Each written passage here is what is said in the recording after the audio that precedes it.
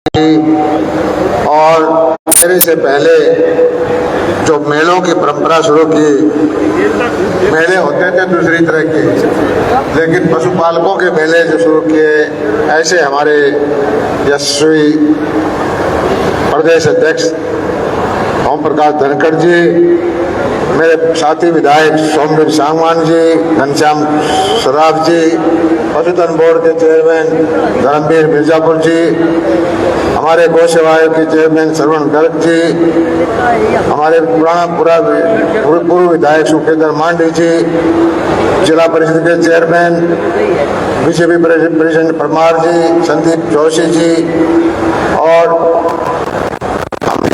जो हमारे ब्लॉक के सेक्रेटरी हैं, स्पेशल सेक्रेटरी JB आर्य जी, जो वाइस चांसलर हैं पशु यूनिवर्सिटी के लखवास के वर्मा जी, हमारे डॉक्टर लोड़ा, डॉक्टर रंगा और प्रशासन के सभी साथी, पत्रकार, छायाकार बंधुओं, सबसे पहले तो भाई जिस तरह ब्याह आड़ा हुआ करे वो हाथ जोड़ के माफी मांगा है, कमी पेशी रही हो तो हमने माफ करियो तारी सेवा में, क्योंकि आप मेहमान थे, ये कार्यक्रम आपके लिए था।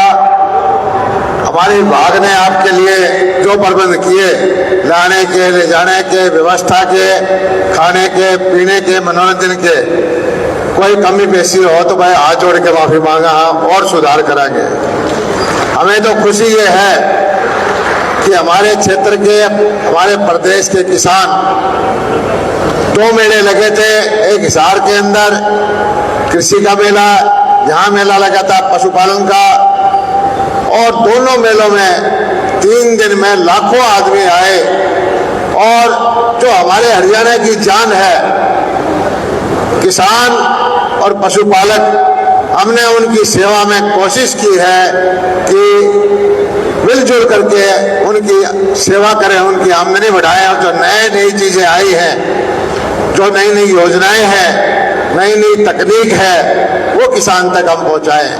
हमारे चाहे वो गाने के माध्यम से भी तकनीक पहुंचाई है, प्रदर्शनी के माध्यम से भी नई चीजें दिखाई हैं, क्या क्या चीज पशुपालन में आ रही है, और इसका लाभ आप उठाएं। भारत के प्रधानमंत्री नरेंद्र मोदी जी का एक ही लक्ष्य है कि गांव की समृद्धि आए, किसान की आमदनी बढ़े, किसान और पशुपालक समृद्ध हो, और उसी दिशा में हरियाणा सरकार काम कर रही है।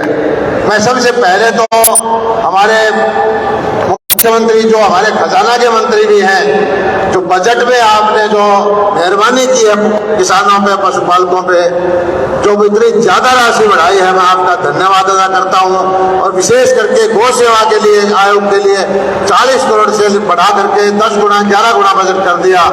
अब आने वाले वक्त में भरोसा है कि किसानों को जो एक तकलीफ थी, बेसहारा पशुपालन से उनकी फसलें उजड़ जाती थी, रात वो सोते नहीं थे, तो उसमें बहुत ज्यादा सुविधा मिलेगी।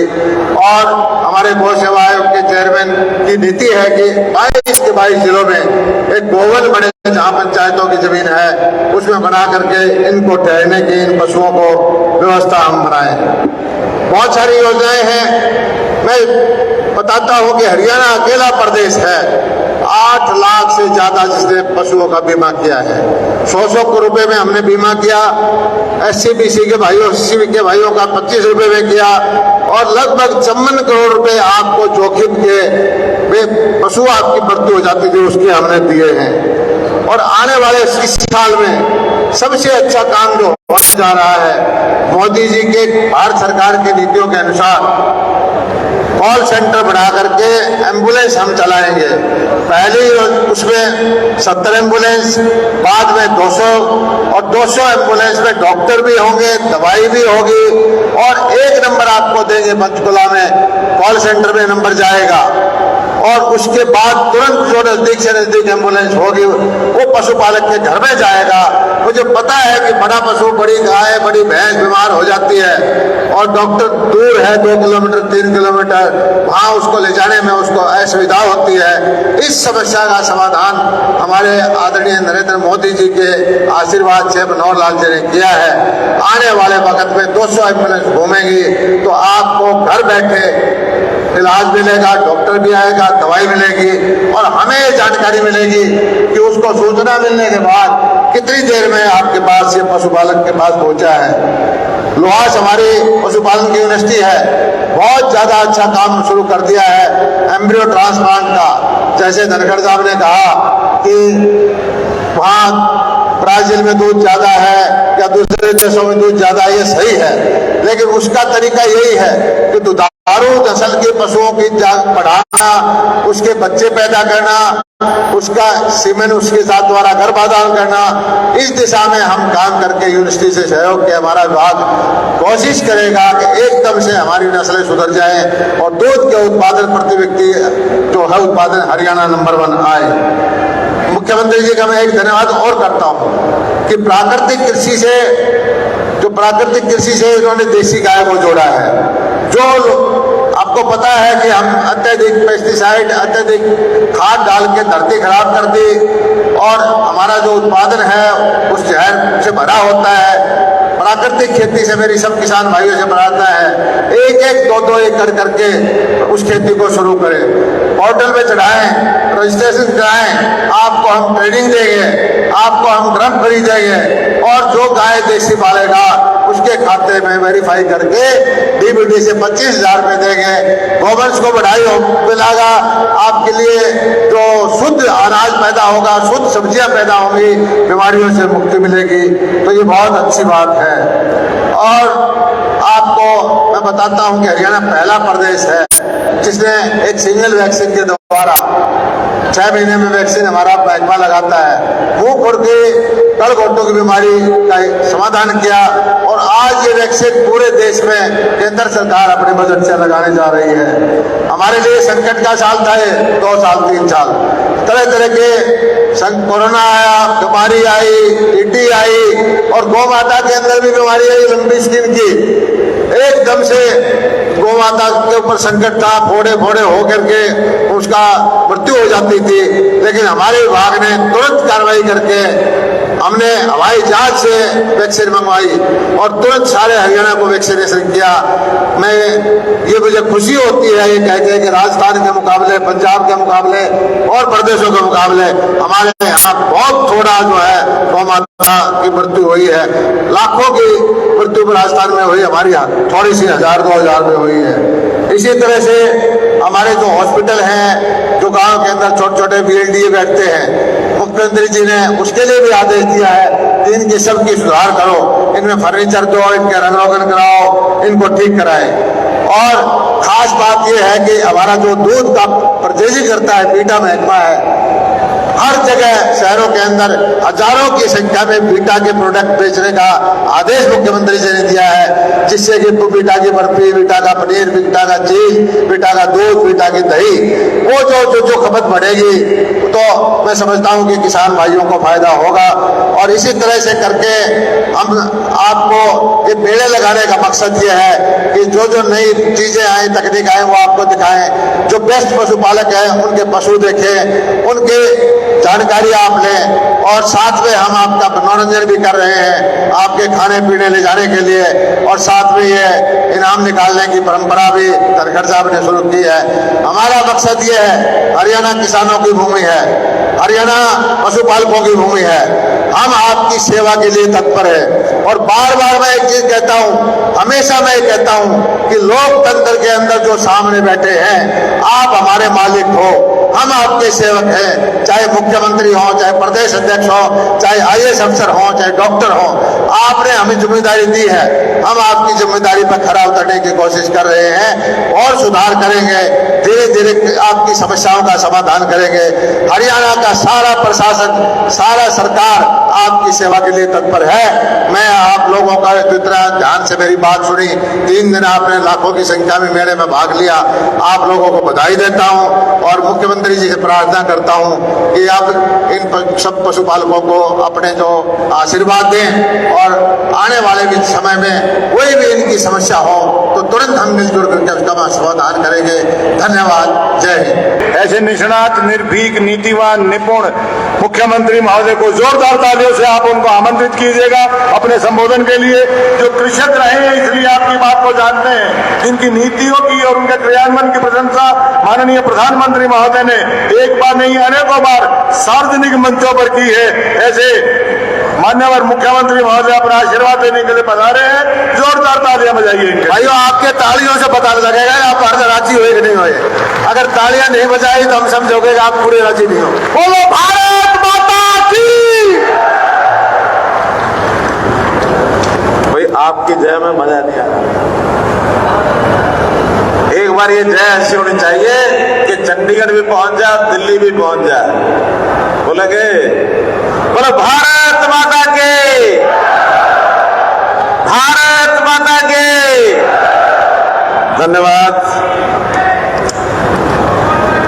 मंच पर विराजमान हमारे भारतीय जनता पार्टी के प्रदेश अध्यक्ष और पूर्व में रहे कृषि मंत्री, पशुपालन मंत्री श्री ओम प्रकाश जी धनखड़, और जिनके नेतृत्व में आज ये सारा कार्यक्रम पशु मेला हो रहा है, हमारे पशुपालन मंत्री, कृषि मंत्री श्री जेपी दलाल जी, यहाँ उपस्थित हमारे विधायक श्री सोमवीर सागवान जी, श्री घनश्याम सराफ जी, गो सेवा आयोग के चेयरमैन श्री श्रवण गर्ग जी, श्री सत्येंद्र परमार जी, श्री धर्मवीर मिर्जापुर जी, श्री सुखेंद्र मांडे जी, श्री संदीप जोशी जी, श्री मनदीप डालावास जी जो चेयरमैन हैं जिला परिषद के, श्री बख्शीराम सैनी जी जो नगर परिषद के अपने चेयरमैन हैं, डिप्टी प्रिंसिपल सेक्रेटरी मेरे साथ श्री के.एम. पांडुरंग जी, पशुपालन डेयरी विभाग की आयुक्त एवं सचिव श्रीमती अवनीत पी कुमार जी, विभाग के महानिदेशक डॉक्टर वीरेंद्र सिंह लोहरा जी, हमारे डीसी मैडम, उपस्थित सभी विभाग से जुड़े हुए सभी अधिकारीगण, उपस्थित मंच पर और सामने बैठे सभी हमारे नेतागण, उपस्थित सभी हरियाणा प्रदेश से आए हुए पशुपालक बंधु, किसान बंधुओं, भाइयों बहनों, पत्रकार, छायाकार मित्रों और कलाकार बंधुओं, ये बहुत ही एक सुंदर अवसर है कि हरियाणा में जो पशु मेले हमने शुरू किए या जो पशुधन की प्रदर्शनी लगाने का क्रम पिछले कई वर्षों से चल रहा है, ये 39वीं राज्य पशुधन प्रदर्शनी है। इस प्रदर्शनी में आकर और पशुपालकों के पशुधन को आज यहां देखकर मन अति प्रसन्न हुआ, क्योंकि मैं एक और बात मानता हूं, जैसा मैंने कहा ये पशुधन, इसको केवल पशुधन न कहें, बल्कि ये सब हमारे किसानों के साथी हैं, हमारे परिवार के सदस्य हैं। पशु किसान का अपना सदस्य होता है, साथी होता है, तभी वो यहाँ करके मेले करता है। अगर केवल धन होता तो धन का प्रदर्शन तो कभी कोई करता ही नहीं है, बल्कि कोशिश होती है धन को उसी को ना बताया जाए, छुपा के ही रखा जाए। लेकिन ये हमारे परिवार के सदस्य हैं, एक से एक बढ़िया सदस्य। कौन ज्यादा दूध देने वाली गाय है, दूध देने वाली भैंस है, कौन बलशाली सांड है, कौन सा घोड़ा ताकतवर है, कौन सी भेड़ बकरी, उसकी अपनी विशेषता है। ऊंचे से ऊंचा बढ़िया खेल खेलता हुआ, खिलाता हुआ हमारा ऊंट है। ये हमारे पशुओं की विशेषता जिसका प्रदर्शन करते हैं, ये वास्तव में हम सबको आनंद देता है।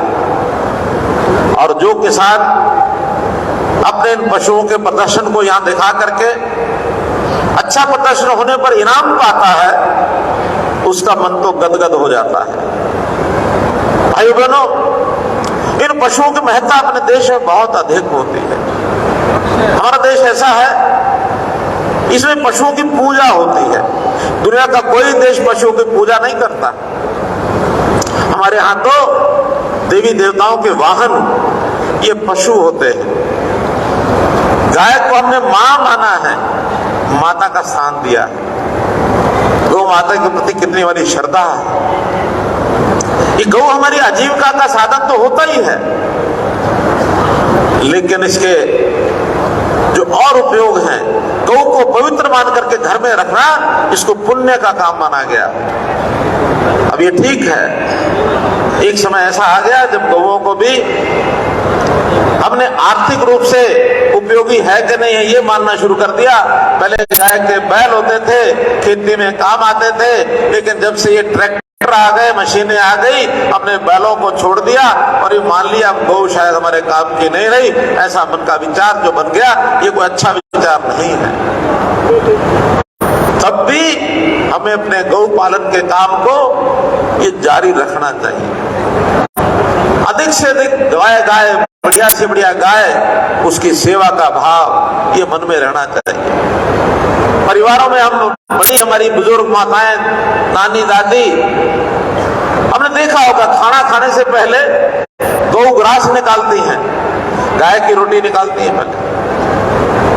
अगर गाय की रोटी निकालने का मतलब कोई ना कोई, जैसे अपने बच्चे को रोटी खिलाती है, गाय को रोटी खिलाती है, इसका मतलब उसका कहीं ना कहीं प्रेम प्यार है, जागता है।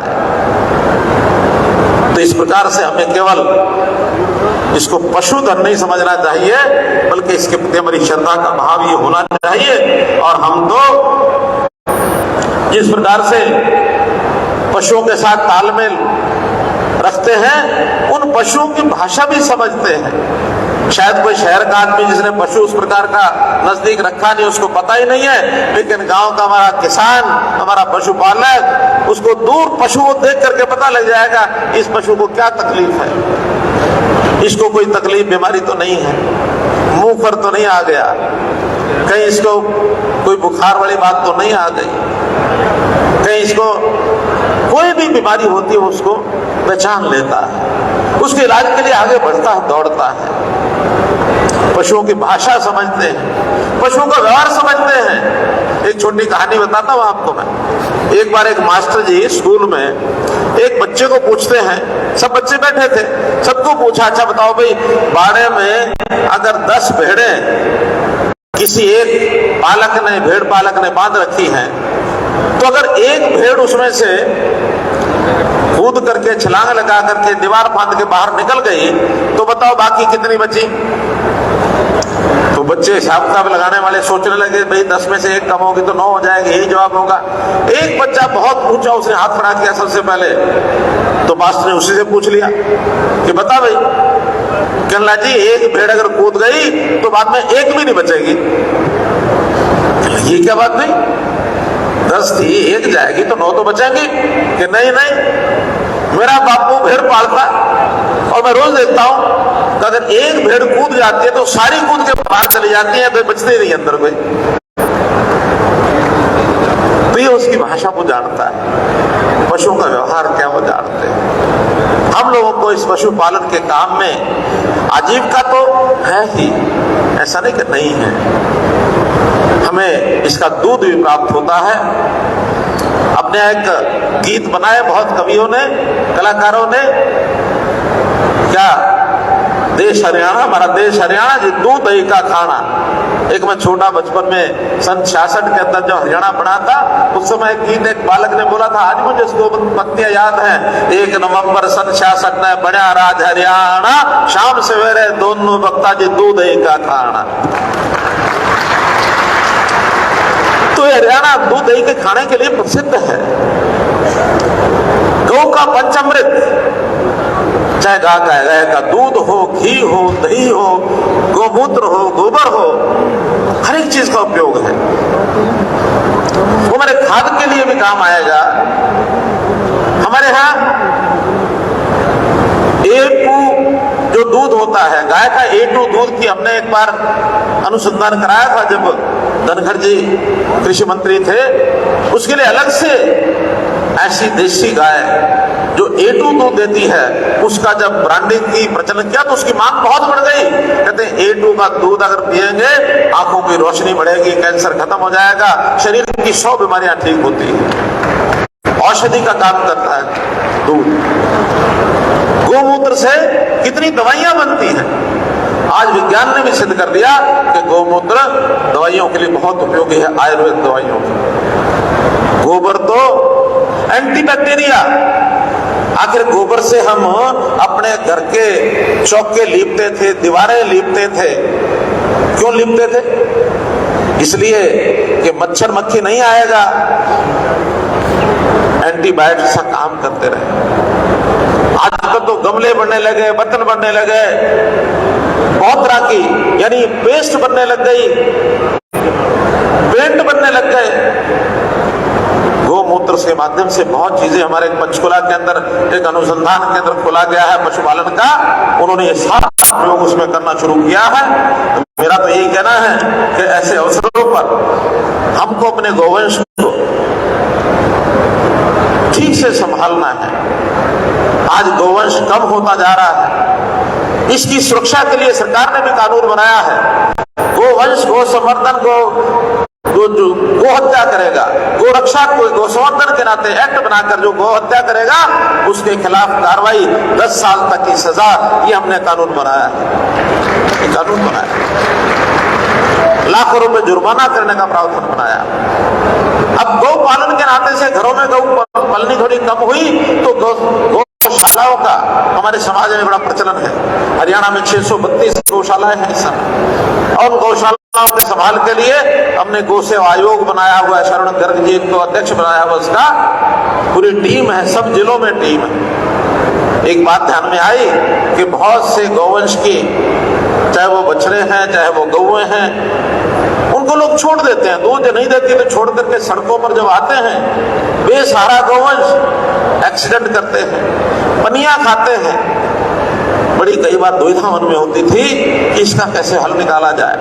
इस बार हमने बैठे टीम के रूप में बैठ करके विचार किया कि जो बेसहारा गौवंश सड़कों वाला है इसको सबको गौशाला में लाएंगे, और जो 40 करोड़ रुपया बजट हमारा पिछले साल था, इस बार 40 का 80 नहीं, 120 नहीं, 160 नहीं, 400 करोड़ रुपया बजट हमने तय किया।